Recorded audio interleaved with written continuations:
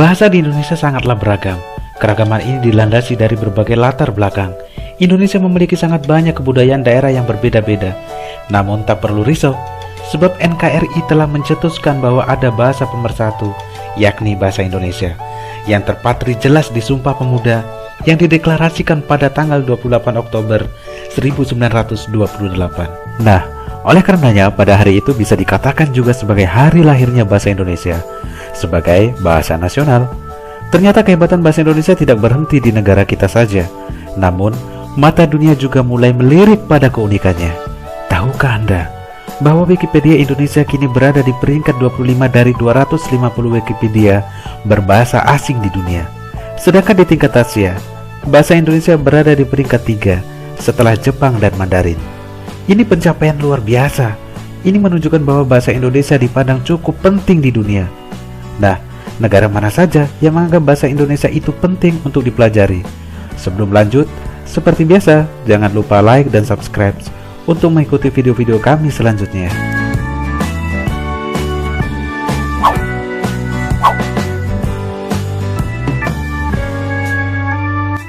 Negara asal penyanyi Justin Bieber ini membuka beberapa tempat kursus dan tempat belajar bahasa Indonesia. Kanada belakangan ini menjadi sasaran bagi pencari kerja internasional yang berasal dari Indonesia. Selain menjadi salah satu negara dengan pendapatan rata-rata tertinggi, perbandingan dengan biaya hidupnya pun tidak terlalu jauh.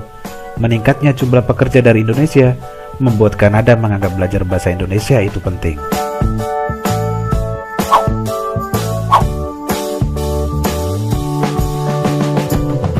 Di negara matahari terbit ini ternyata bahasa Indonesia sudah ada sejak lama, dan bahkan banyak dari warganya yang mempelajari bahasa Indonesia. Hal ini mungkin terkait dengan sejarah kelam negara kita dengan mereka. Namun saat ini karena perang telah berakhir, bahasa menjadi hal lain yang bisa menyatukan dua negara yang dulunya bermusuhan dan berniat menyambung kerjasama yang baik. Di beberapa wilayah di Jepang pun ternyata sudah ada studi tentang bahasa Indonesia, dan salah satunya adalah Nihon Indonesia, Gakkai atau Perhimpunan Pengkaji Bahasa Indonesia seluruh Jepang tahun 1969. Program studi bahasa Indonesia dibuka di Tokyo University of Oregon Studies. Seleksinya cukup ketat. Dalam 1 tahun ajaran yang diterima hanya sekitar 18 mahasiswa saja.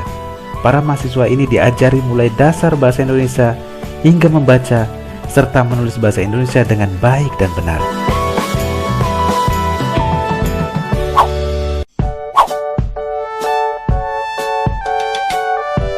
Akhir-akhir ini mulai terlihat meningkatnya hubungan bilateral Indonesia dengan Vietnam. Pada bulan Desember 2007, pemerintah daerah kota Ho Chi Minh, Vietnam, secara resmi mengumumkan bahasa Indonesia menjadi bahasa kedua di kota Ho Chi Minh. Konsulat Jenderal Republik Indonesia di Vietnam untuk periode 2007-2008, Irdamis Ahmad di Jakarta menyampaikan bahwa bahasa Indonesia sejajar dengan bahasa Inggris, Perancis, dan Jepang sebagai bahasa kedua yang diprioritaskan.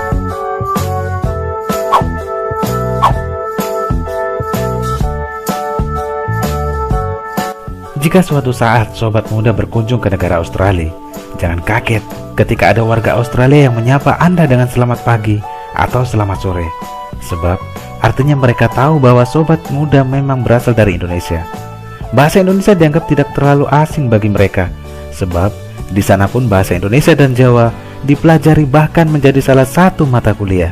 Sebuah program studi Bachelor of Arts University of Southern Queensland di Australia membuka mata kuliah bahasa Indonesia. Semua tentang bahasa Indonesia dipelajari di dalamnya.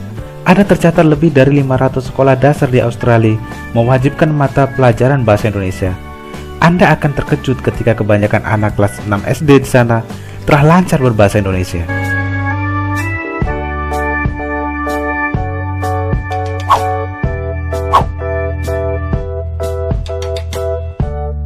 Sejak tahun ajaran 2012-2013, Tara Sekenko National University pada bagian Institut Filologinya membuka program studi bahasa Indonesia.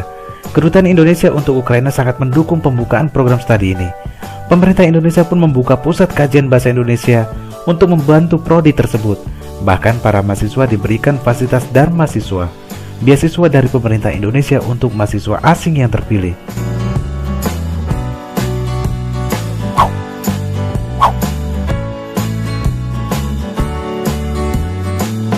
Penduduk Korea Selatan sangat antusias dengan budaya Indonesia. Hankook University of Korean Studies sebagai salah satu kampus terbaik di Korea Selatan membuka jurusan bahasa Indonesia. Gak tanggung-tanggung, mereka buka 2 jurusan sekaligus. Bahasa Indonesia masuk menjadi mata kuliah di Departemen Malaysia Indonesia dan Departemen Interpretasi dan Terjemahan Malaysia Indonesia.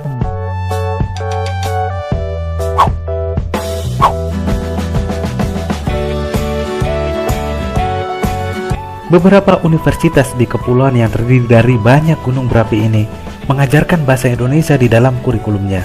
Tim pendidikan bahkan rutin pulang pergi dari Hawaii ke Indonesia untuk mempelajari semua budaya yang ada, diabadikan dalam dokumentasi, kemudian disampaikan dalam perkuliahannya.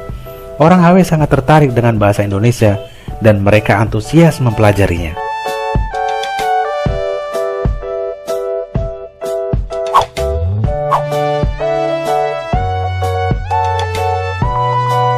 Sebuah negara di Amerika Selatan yang dulunya dikenal sebagai Guyana Belanda ini juga menggunakan bahasa Indonesia. Bagaimana tidak, sebanyak 14% dari total populasinya adalah masyarakat berdarah asli Jawa, dengan rata-rata pertumbuhan penduduk sebesar 1,3%. Bahasa Indonesia dapat bertahan dilestarikan dengan baik.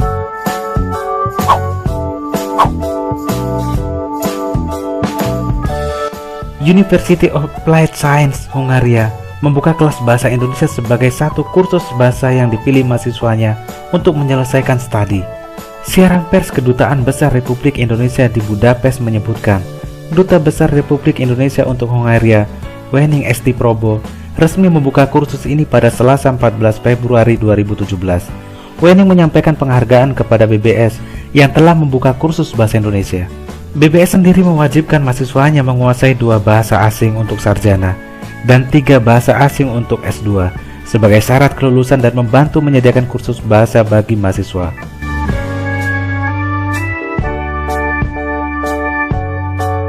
Bahasa Indonesia merupakan bahasa nasional bagi rakyat Indonesia.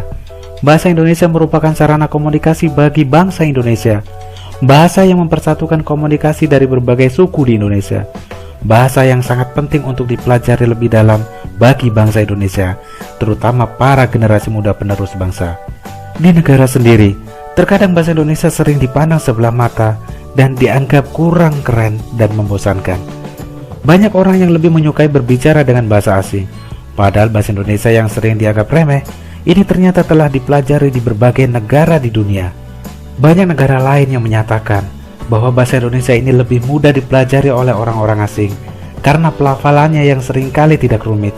Bahasa juga dapat mencerminkan kebudayaan penuturnya.